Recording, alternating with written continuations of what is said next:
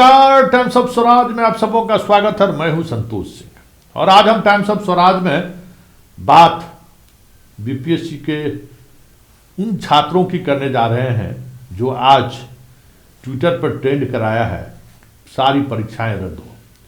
सिर्फ बापू परीक्षा केंद्र की का ही नहीं, पूरे बीपीएससी की परीक्षा रद्द होनी चाहिए।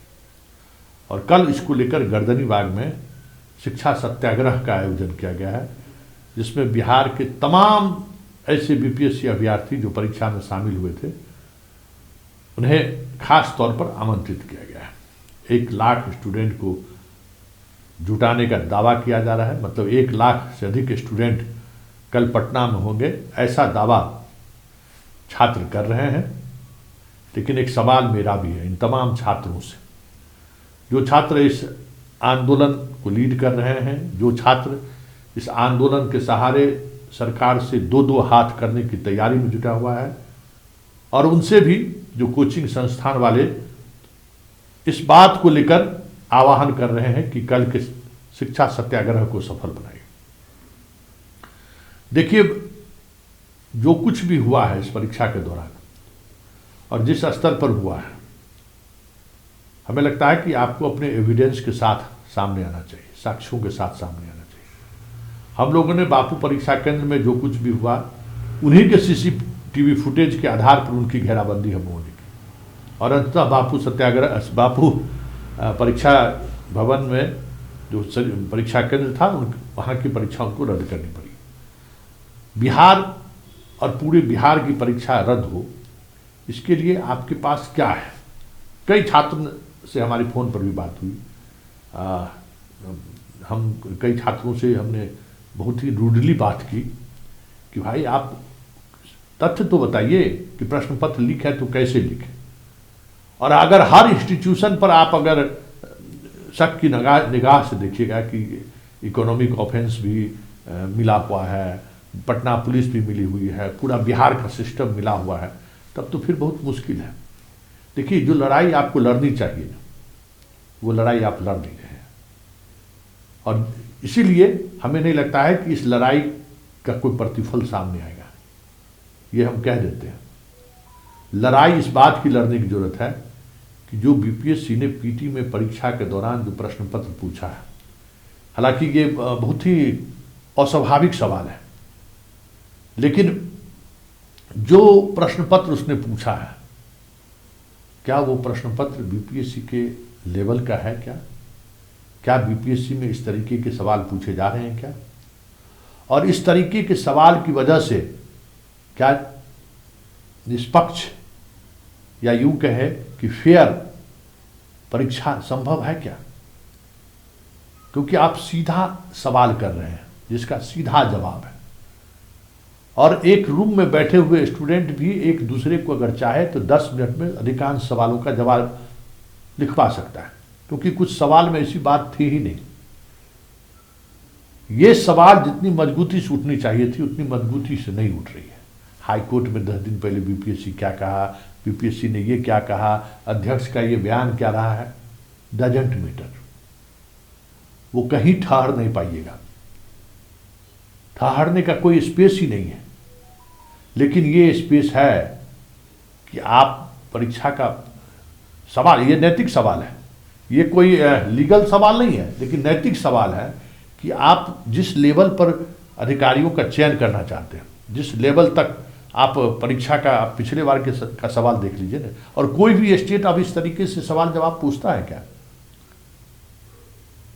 ये जब आप सवाल करेंगे और ये जब आप बातों को रखेंगे कि किस तरीके से ऐसे कोचिंग संस्थान वाले जो इस तरीके का प्रिपरेशन कराते हैं उसको मदद करने की कोशिश तो नहीं है।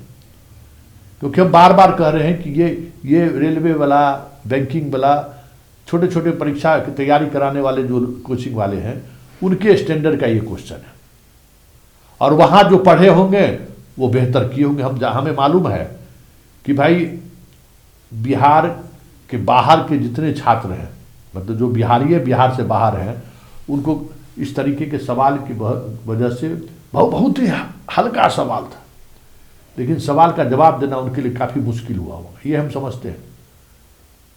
क्योंकि अधिकांश जो यूपीएससी की तैयारी करने वाले स्टूडेंट हैं उनका जो लेवल है उस लेवल पे कोई होता ही है ना कि बहुत अच्छा खिलाड़ी है कि सामने में गांव का एक साधारण बॉलर बॉल करता है और बोल्ड हो जाता है, नहीं खेल पाता है। कारण क्या है कि वो उस लेवल से भी इतना कम लेवल का बॉल रहता है कि उसके समझ से बाहर हो जाती है कि लेट स्विंग करेगा कि आउट स्विंग करेगा। हाथ से कोई मूवमेंट, जो चीज़ें हैं ना कि हाथ से स्विंग दिखता है बैट्समैन को, अब गांव का आदमी हाथ से नहीं दूसरे तरीके से स्विंग करा दिया, बोल्ड हो गया, क्योंकि वो परंपरागत खेल में नहीं आता है दूसरे तरीके से स्विंग कराना। तो ये बात प्रमुखता से उठनी चाहिए कि बीपीएससी ने आज़ादी के बाद सबसे बड़े वैकेंसी लेकर वो आया है, और उस वैकेंसी में जिस तरीके के सवाल, हमको लगता है कि सिपाही बहाली में भी इस तरीके का सवाल नहीं पूछा जाता है, इस स्टैंडर्ड का सवाल इन लोगों ने पूछा है।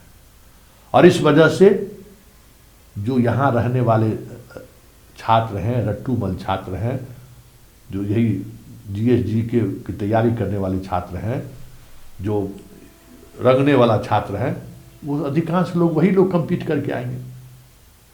और जिनका अपना जो जैसे टीचर बहाली में जिन लोगों क्या है कि आवेदन लिखने के तक नहीं आ रहा है, अब मेंस में आप कैसा क्वालिटी, जब पीटीए में क्वालिटी आप नहीं निकाल पाए इस पर, तो आप मेंस में क्या निकाल पाइएगा, कितना आप बेहतर छात्रों को आप अफसर बनाएंगे।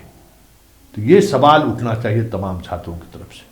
बाकी जो भी सवाल है, जहाँ तक मेरी समझ है, उन सवालों के सहारे आप चेयरमैन को लीड डाउन नहीं करा सकते हैं। दिलीप ने कई सवाल आपके लिए खड़े किए हैं, जरा दिलीप की भी बात सुनिए। लेकिन एक बात जरूर है कि बिहार में पहली बार छात्रों ने संगठित तौर पे सवाल खड़ा किया है। ये होना चाहिए। आवाज उठनी बंद हो गई थी। जितनी परीक्षाओं में यहाँ अनियमितता हो रही है और छात्र जिस तरीके से उस अनियमितता को स्वीकार कर रहे हैं, उसी का परिणाम है कि बीपीएससी इस तरीके का स्तर का प्रश्न पत्र का चयन कर रहा है और कान में तेल देकर सोया हुआ है। ये ट्विटर ट्रेंड से जगने वाला नहीं है। ये लोग समझ गए ना, इनकी बहुत मोटी चमड़ी हो चुकी है। हम लोग तो बिहार को वर्षों से देख रहे हैं ना, उसकी परीक्षाओं को देख रहे हैं। आप बहुत मुश्किल है यहाँ के परीक्षाओं को लेकर, आप जरूरत से ज़्यादा आपको सजग रहना होगा, सचेत रहना होगा। चलिए, आपकी आवाज़ के साथ आवाज़ मेरा भी साथ रहेगा। लेकिन वो लड़ाई लड़ने के लिए जो एक होता है ना कि स्वतः स्फूर्त ऊर्जा मिलने लगता है कि नहीं, ये छात्रों का मांग जायज है, वो ऊर्जा का संचार आप करने में कामयाब होते हुए नहीं दिख रहे हैं। क्योंकि जिन सवालों को लेकर आपको सड़क पे आना चाहिए था, जिन सवालों को लेकर आपको ट्विटर पर सवाल खड़े करने थे, ट्विटर को ट्रेंड करना था, उन सवालों पर उतनी मजबूती से आपके किसी एसोसिएशन या किसी छात्रों को हमने नहीं देखा सोशल मीडिया के पेज पर। हम आत्महत्या कर लेंगे, ये कोई बात है यार? ये कायरता वाली बात क्यों करते हो? ऐसा भी होता है। कई छात्रों ने इस तरीके से वीडियो डाला है। ये सही नहीं है। आप स्टूडेंट हो, फाइटर हो भाई। बीपीएससी की तैयारी के लिए क्या चीज़ चाहिए हम लोग समझते हैं, हम लोगों ने महसूस किया है। और हम बार बार कहते हैं कि 12 से 14 घंटा तक अगर आपको टेबल पर बैठने, कुर्सी पर बैठने की अगर आदत नहीं हुई, तो इस देश में बीपीएससी और यूपीएससी आप कम्पीट नहीं कर सकते हैं। रीढ़ की हड्डी आपको टेढ़ी करनी पड़ेगी। कितना मेहनत लगता है ये हम समझते हैं। तो जो मेहनत करने वाले छात्र हैं ना, वो इस तरीके के प्रश्न पत्र देखकर निराश जरूर हुए होंगे। और ये जो आपका दर्द है ना, उसी निराशा का भाव है, लेकिन आप उसको उस तरीके से प्रेजेंट नहीं कर पा रहे।